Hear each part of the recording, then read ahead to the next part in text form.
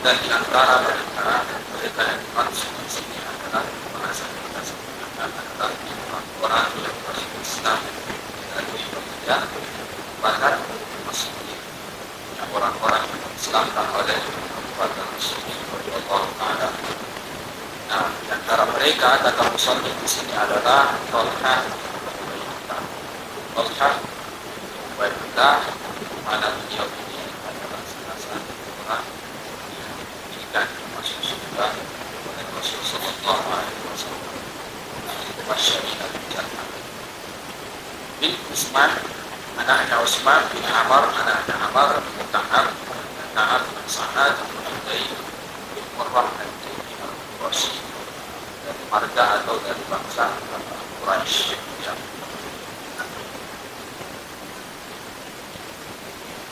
Ya, wa qad kana arafa min al-qurbani ikrah Rasul sallallahu alaihi wasallam wa sifatahu dan adalah beliau itu arafa mengetahui min al-qurbani dari seorang kita ikrah Rasul, penyebutan Rasul sallallahu alaihi wasallam atau tentang Rasul sallallahu alaihi wasallam wa sifatuhu dan sifatnya Rasul sallallahu alaihi wasallam. Itu awal mula dia tertarik kepada Islam yang digambarkan oleh Rasul itu adalah dari seorang rahim atau seorang pendeta, seorang ulama ahlul kitab. Kalau saya tidak salah dalam riwayatnya itu beliau berdagang di Syam. Sesampainya di satu pasar yang disebut dengan Busra, pasar Busra, pada saat itu beliau bermajlis singgah pada satu tempat di mana seorang rahib pada saat itu menyampaikan kepada jamaah. Dan salah satu yang disampaikan oleh rahib tersebut bahwa telah keluar Nabi akhir zaman. Cuma rahib tersebut mengatakan bahwa siapa di antara kalian kira-kira yang berasal dari Makkah, ahli Makkah dan ahli Haram. Pada saat itu Tolhah bin Ubaidillah yang merasa bahwa dialah orang Makkah. Akhirnya dia menunjukkan tangan seraya berkata, anak saya. Nah, pada saat itu rahib yang bertanya kepada beliau, apakah sudah keluar Nabi yang bernama Ahmad? Nah, pada saat itu Tolhah bin Ubaidillah mengatakan, Muhammad, siapa itu Muhammad? Nah, kata rahib tersebut, Muhammad itu adalah Nabi terakhir dari segala nabi dan makhrajuhu Makkah, tempat keluarnya atau lahirnya dan hidupnya di Makkah, wa hajaruhu Nakhlah, dan tempat hijrahnya adalah Nakhlah atau yang dikenal sekarang sebagai Madinah.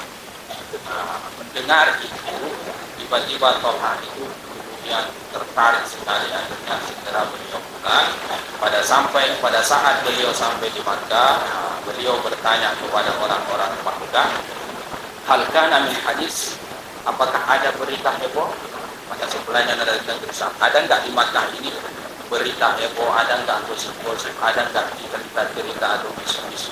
Nah, orang-orang pada saat itu kemudian mengatakan bahwa Muhammad bin Abdullah dan Muhammad itu putranya si Abdullah. Nah, itulah berita yang heboh-hebohnya sekarang diperbincangkan di Makkah, yaitu si Muhammad putranya Abdullah al-Hamid yang terkenal sebagai yang amanah dan nampak itu mengaku Nabi wa qad tabi'ahu Ibnu Abi Quhafah, dan dia telah diikuti oleh Abu Bakar. Apa yang dimaksud adalah Abu Bakar, dan dia telah diikuti oleh Abu Bakar. Nah, mendengar itu kemudian Tolha pun bersegera menuju kepada baginda Abu Bakar. Nah, di depan baginda Abu Bakar kemudian Tolha menanyakan tentang perihal Rasul Sallallahu Alaihi Wasallam, diceritakan oleh baginda Abu Bakar akhlaknya, peranainya, sifatnya dan seterusnya. Kemudian pada saat itu dia mengucapkan dua kalimat syahadat. Masuk Islam di tangan baginda Abu Bakar. Kemudian setelah itu keduanya pun menuju kepada Rasul Sallallahu Alaihi Wasallam. Diceritakanlah kisah si Tolha itu.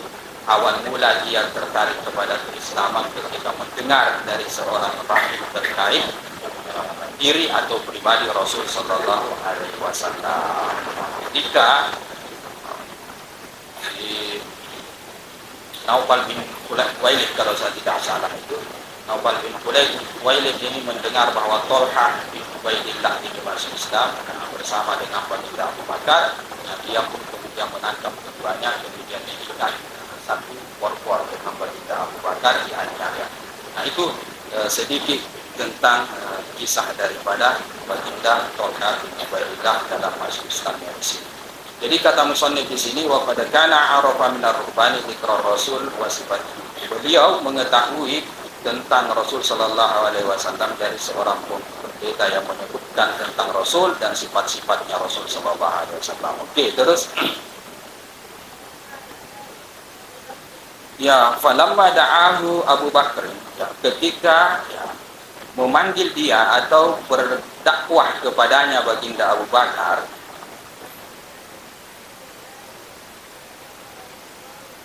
ya, wa sami'a min Rasulillahi, dan dia mendengar dari Rasul Sallallahu Alaihi Wasallam, ya, setelah dibawa oleh baginda Abu Bakar kepada Rasul Sallallahu Alaihi Wasallam, ma nafa'allahu bihi, apa yang memberikan manfaat kepada dia oleh Allah Subhanahu wa taala, artinya yang ada manfaatnya yang Allah perdengarkan kepada dia dari Rasul Sallallahu Alaihi Wasallam.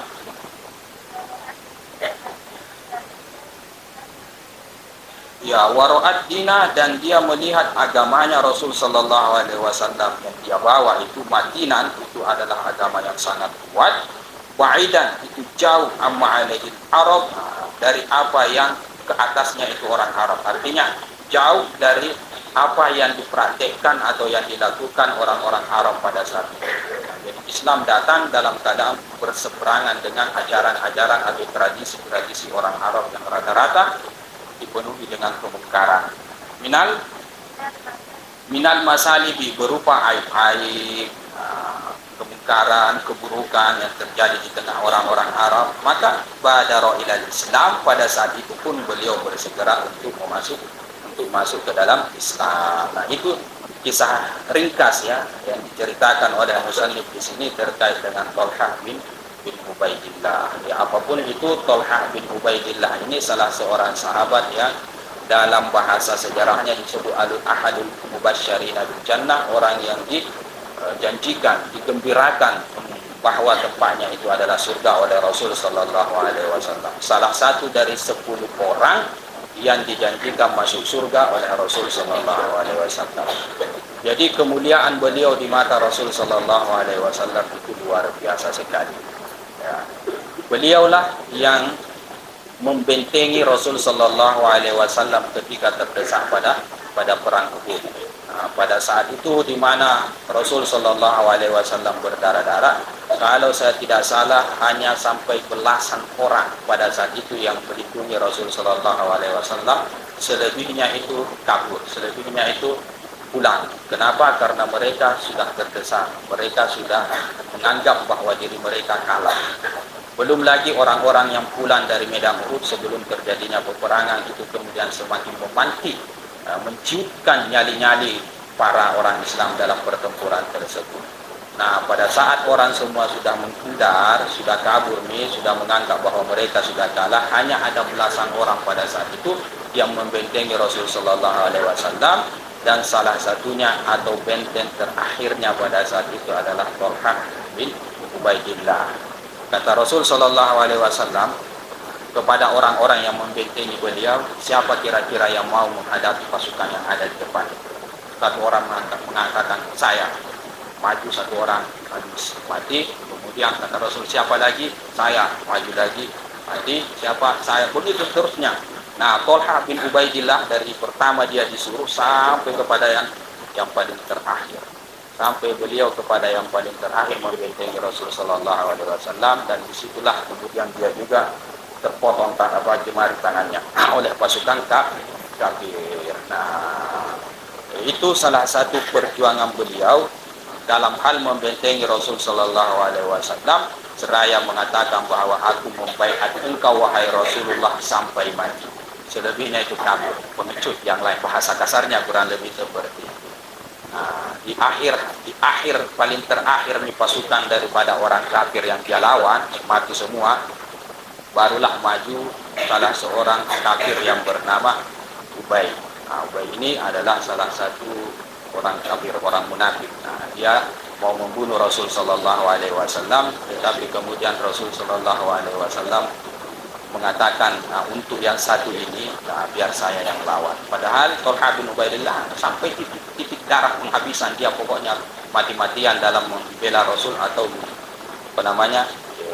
membentengi Rasul sallallahu alaihi wasallam. Tetapi untuk Ubay ini kata Rasul sallallahu alaihi wasallam, minggir, biar saya yang hadapi. Dan Ubay mati di tangan Rasul sallallahu alaihi wasallam. Itu kalau kita cerita sedikit tentang perjuangan daripada Tolha bin Ubaidillah di dalam agama Islam. Semua peristiwa ghazawat yang dilakukan oleh Rasul sallallahu alaihi wasallam beliau ikuti. Tidak ada yang beliau tidak ikuti kecuali perang Badar. Nah, kenapa beliau tidak ikut dalam perang Badar? Kenapa beliau tidak ikut dalam perang Badar? Dalam riwayatnya itu karena dia diutus oleh Rasul sallallahu alaihi wasallam untuk menuju ke negeri Syam, memata-matai rombongan atau orang-orang kafir Quraisy. Nah, pada saat dia berangkat ke negeri Syam, nah pada saat itulah terjadi peristiwa Badar. Jadi dia tidak ikut pada saat itu. Kalau saya tidak salah riwayatnya seperti itu. Dan beliau tidak ikut hijrah pada hijrah ke Habasyah. Kenapa? Karena beliau ini terkenal sebagai orang kaya, bangsawan. Jadi kan yang ditindas di awal-awal itu perjuangan Rasul sallallahu alaihi wasallam dalam berdakwah adalah itu apa? Orang-orang lemah. Sementara Abu Bakar, Tolha bin Ubaidillah tidak ditindas oleh orang kafir Quraisy karena mereka kokoh, kurang lebih seperti itu. Jadi tidak merasa terbebani, akhirnya dia tidak ikut hijrah. Nanti pada saat hijrah ke Madinah barulah beliau ikut. Nah, cuma ya begitu dikasih beliau mati pada saat perang Jamal, pertempuran antara orang Islam dengan orang Islam sendiri. Nah, itu Tolha bin Ubaidillah kalau saya tidak salah. Seperti itu kisahnya. Oke. Terus ya wa mimman sabaqu ilal Islam, dan termasuk orang-orang yang terdahulu ilal Islam, kepada keislaman, artinya orang-orang yang awal-awal masuk Islam itu adalah ya Suhaib Ar-Rumi, ya Suhaib, ya orang Romawi. Nah, ini salah seorang budak ini, kalau Suhaib Ar-Rumi.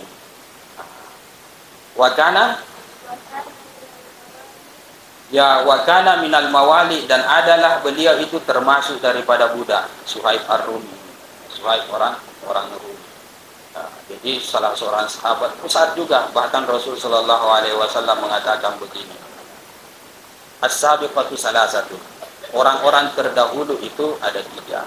Ana sabiqul Arab. Aku orang terdahulunya atau terdepannya orang Arab. Wa Suhaib sabiqur Rum. Dan Suhaib itu adalah terdepannya orang-orang Romawi. Wa Bilal sabiqul Habasyah, dan Bilal itu adalah orang terdepannya Habasyah. Jadi Rasul sallallahu alaihi wasallam menggandengkan 2 pribadi ini terkait dalam hal front, paling terdepan di tengah bangsanya atau di tengah kaumnya. Itu salah satu kehebatan Suhaib Ar-Rumi, Suhaib orang Romawi. Sebenarnya kalau kita berbicara fakta sejarah, dia sebenarnya bukan orang Romawi pada dasarnya. Dia adalah seorang Parsi, seorang Persia, orang Persia, bukan orang Romawi. Bapaknya itu kalau saya tidak salah adalah pegawai Kisra, pegawai Raja Kisra, pegawai istana lah, kurang lebih seperti itu bapaknya.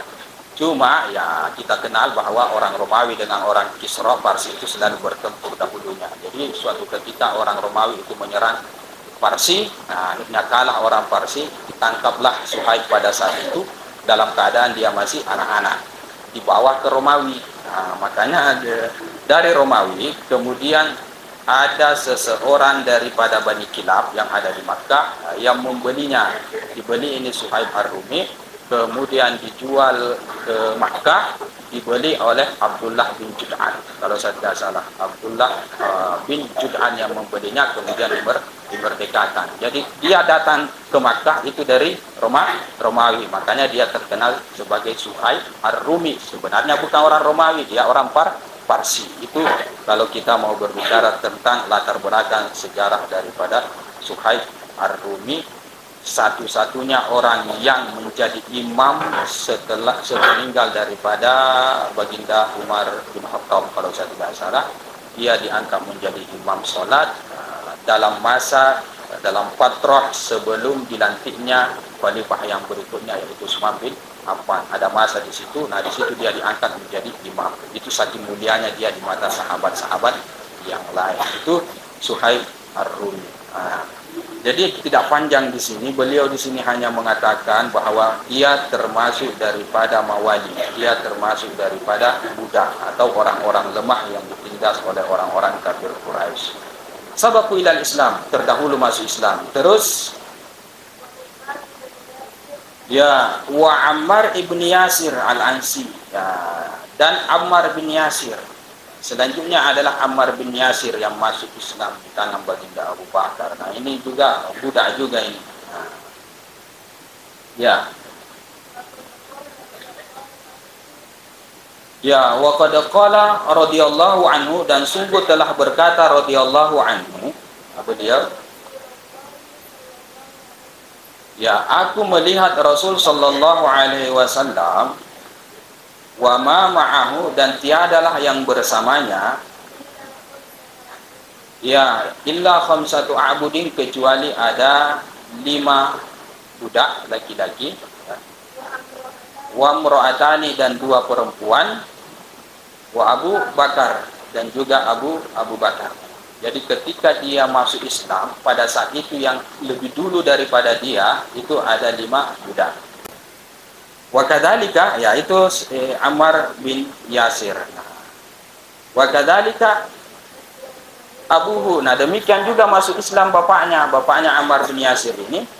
Wa ummuhu, dan juga ibundanya yang bernama Sumayyah. Nah, jadi bapaknya juga masuk Islam bersama satu keluarga. Ditindas, dianiaya oleh orang-orang kafir Quraisy, dipakaikan baju besi, kemudian dibiarkan di bawah terik matahari. Dalam keadaan baju besi itu besi dipanasi, dibiarkan di matahari, baru dipakaikan, itu terbakar itu kulit kalau kita pakai. Nah, itu yang dipakai oleh Ammar bin Yasir. Begitu juga sahabat-sahabat yang lain termasuk Suhaib Ar-Rumi pernah diperlakukan seperti itu, kejam sekali oleh orang-orang kafir Quraisy. Sama bapaknya sekali, yang bahkan ibundanya itu meninggal dalam keadaan dianiaya, ya, dalam keadaan dianiaya dengan sangat sadis oleh kafir Quraisy dengan cara dengan cara dia apa? Ditembak. Dengan cara dia apa?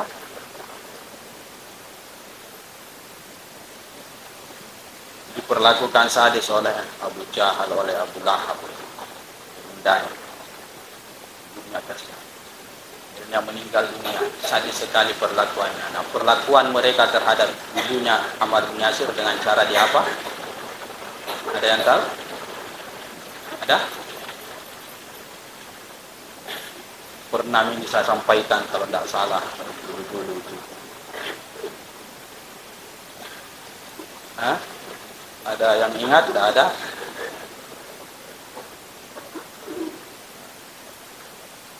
Siapa orang pertama yang mendapatkan gelar syahadah?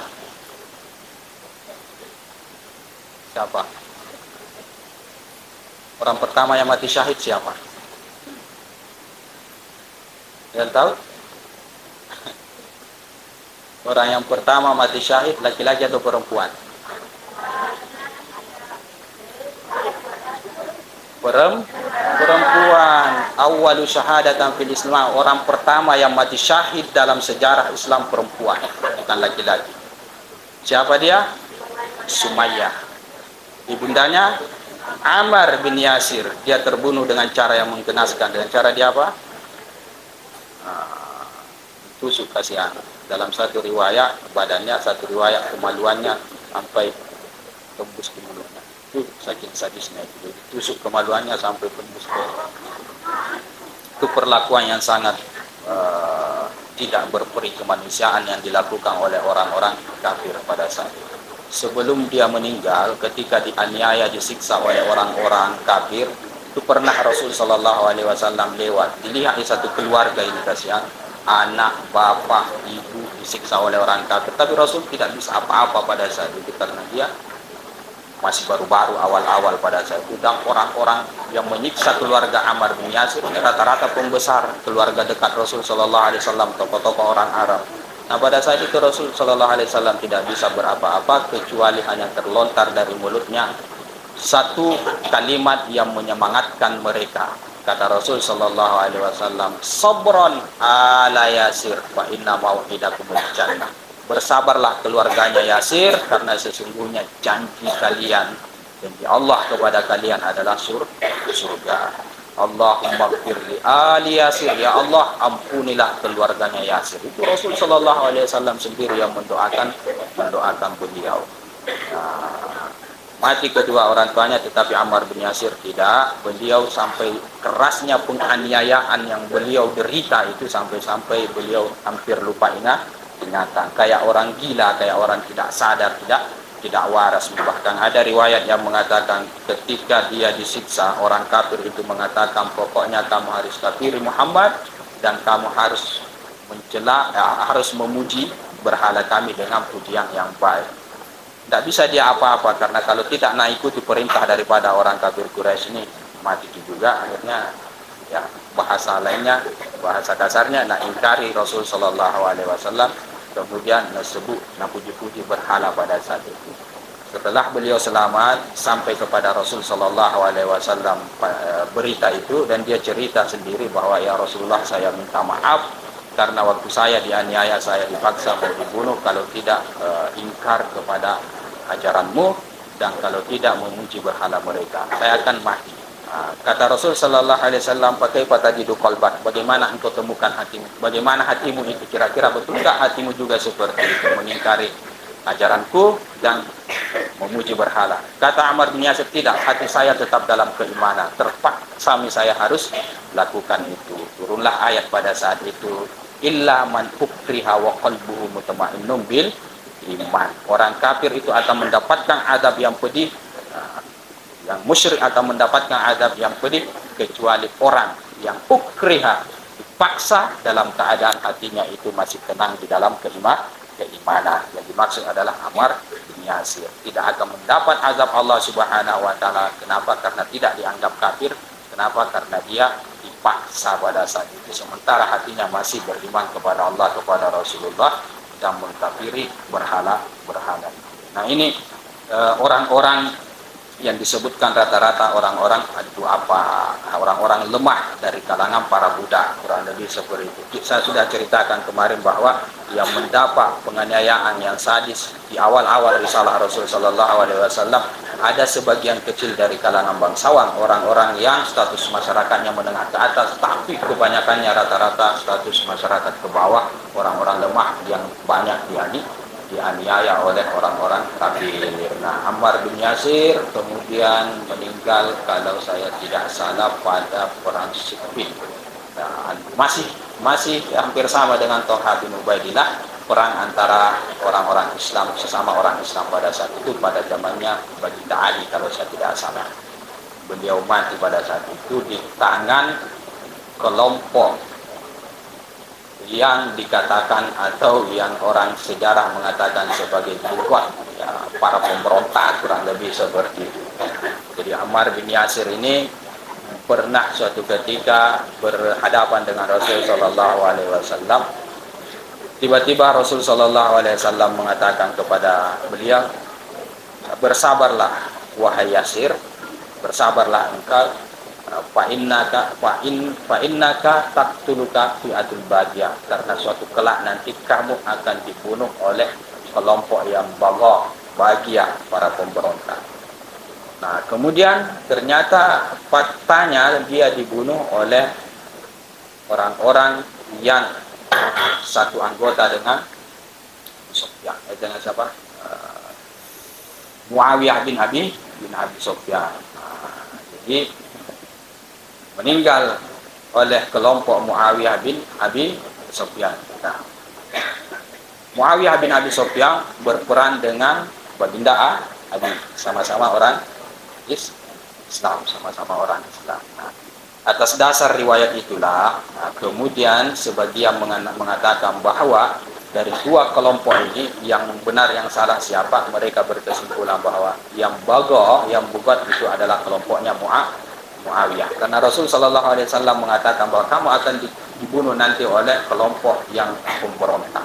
Ya, tetapi ya para ulama ahli sunnah wal jamaah mengatakan jangan munculkan di akidah kita, di benak kita bahwa kelompoknya Muawiyah bin Abi Sufyan itu adalah pemberontak. Karena itu orang Islam dan itu sahabat Rasul Sallallahu Alaihi Wasallam, dan kita dalam memandang sahabat Rasul Sallallahu Alaihi Wasallam harus adil. Semua sahabat Rasul Sallallahu Alaihi Wasallam orangnya adil, semua sahabat Rasul Sallallahu Alaihi Wasallam orangnya baik, kurang lebih seperti itu. Adapun masalah pertempuran itu adalah pertempuran yang boleh dikata al-qatil wal maqtulu jannah, yang membunuh dan yang dibunuh itu di dalam surga, maupun mukhalafah dari sabda Rasul al-qatil wal maqtul finnar, kurang lebih seperti itu. Yang jelasnya Baginda Ali setelah pertempuran tersebut dia bermuajahah dengan Muawiyah bin Abi Sufyan, berhadapan. Kata Baginda Ali, sudah jelaslah siapa kelompok yang bagok, antara kami kah atau antara kalian? Sudah jelas, karena kelompok kalian yang membunuh Ammar bin Yasir, berarti kalian yang pemberontak. Kata Muawiyah, yang membunuh dia bukan kami, yang membunuh dia adalah orang yang mengeluarkan dia dari rumah. Oh, betul juga itu. Nabilah Muawiyah, andai kata dia tidak ikut pada kelompoknya Baginda Ali, tidak bersama dengan Baginda Ali, maka dia tidak akan tewaskan, begitu ceritanya. Kata Muawiyah, yang membunuhnya justru yang membawa dia perang ke sini, akhirnya dia terbunuh. Berarti kalian kelompok bagau itu. Saya menuduh pada saat ini. Tapi apapun itu anak-anak itu sekalian, untuk masalah sejarah yang berkaitan dengan pertengkaran antara sahabat dengan sahabat yang lain, saya sangat memohon agar supaya mauquf kalian dalam hal itu. Jangan coba-coba belajar masalah sejarah-sejarah pertempuran antara Islam dengan orang Islam, karena itu bisa saja membuat akidah kalian berubah, dan itu bahaya. Bahaya kalau sudah kita memandang, oh ini paling pemberontak, oh ini paling, oh ini sudah bahaya. Padahal Rasul Sallallahu Alaihi Wasallam mengatakan sahabatku semuanya baik, kullu ashabi udul, semua sahabatku itu adil orangnya. Ashabi kan nujum, aina maktadaitum fahtadaitum, seperti kejora sahabatku, di mana saja yang kalian ikuti maka kalian tertuntun. Jadi intinya bahwa kenapa kita di sini dicampalagian ulama-ulama atau nongkur-nongkur kita dulu melarang membahas masalah sejarah, salah satu dampak buruknya itu. Ketika kita sudah paham betul tentang sejarah, maka biasanya akan muncul klaim, oh begini paling ini, oh begini paling ini, oh ternyata begini, itu bahayanya. Kalau sudah ada yang begitu-begitu, klaim-klaim seperti itu, oh, berarti akidah kita sudah mulai goyah. Kita pasrahkan semuanya kepada Allah Subhanahu wa taala. Intinya itu, bahwa sahabat Rasul Sallallahu Alaihi Wasallam mau dia dari pihak Baginda Ali ataukah mau dia pihak daripada Baginda Muawiyah bin Abi Sufyan, mau dia yang tewas di perang Jamal, mau dia tewas di perang Siffin dan seterusnya, semua sahabat Rasul Sallallahu Alaihi Wasallam itu orangnya benar. Nah, kurang lebih seperti itu. Itu terkait dengan Ammar bin Yasir. Beliau jugalah yang menyemangatkan orang-orang pada saat mereka semua kabur pada pertempuran Yamamah. Jadi sepeninggal Rasul Sallallahu Alaihi Wasallam itu, kemudian banyak orang yang murtad. setelah Rasulullah SAW meninggal. Orang-orang yang murtad ini dipelopori atau diketuai oleh salah seorang yang mengaku Nabi yang bernama Musailamah al-Kadzdzab, tidak lagi mau membayar zakat dan seterusnya. Baginda Abu Bakar berinisiatif untuk memerangi orang-orang murtadin ini, untuk memerangi orang-orang murtad. Nah, akhirnya terjadilah pertempuran ini. Pertempuran dalam rangka memerangi orang murtad di zaman Khalifah Baginda Abu Bakar As-Siddiq. Di pertempuran itu, atau yang disebut dengan pertempuran Yamamah, nah itu orang-orang Muslim pada saat itu banyak yang kemudian mau keluar, mau berhenti dalam berperang, tidak bersemangat. Nah, pada saat itu Ammar bin Yasir yang menyemangatkan. Halummu ashabi Rasul sallallahu alaihi wasallam. Kesinilah wahai sahabatnya Rasul sallallahu alaihi wasallam. Nah, pada saat itu kemudian mereka pun tiba-tiba bersemangat, berbondong-bondong menyeru panggilan atau seruan atau penyemangatan yang dilontarkan oleh Ammar bin Yasir pada saat itu. Disitulah, di perang itulah juga ya Ammar bin Yasir kena telinganya terpotong di perang Yamamah itu. Terpotong telinganya guys. Itu sedikit tentang Ammar bin Yasir. Siapa lagi? Azamnya belum pin? Azam di luar? Azamnya? Ya. Oke, jadi nanti kita sambung pada pertemuan berikutnya. Yang jelasnya ada 3 pribadi yang kita bahas pada kesempatan yang berbahagia ini. Satu Thalqah bin Ubaidillah, yang kedua adalah Suhaib Ar-Rumi, kemudian yang ketiga Ammar bin Yasir, kemudian yang keempat adalah bapaknya, yang kelima adalah ibundanya, ibu daripada Ammar bin Yasir yang bernama Sumayyah. Hada wabillahi taufiq. Oke. Baca doa.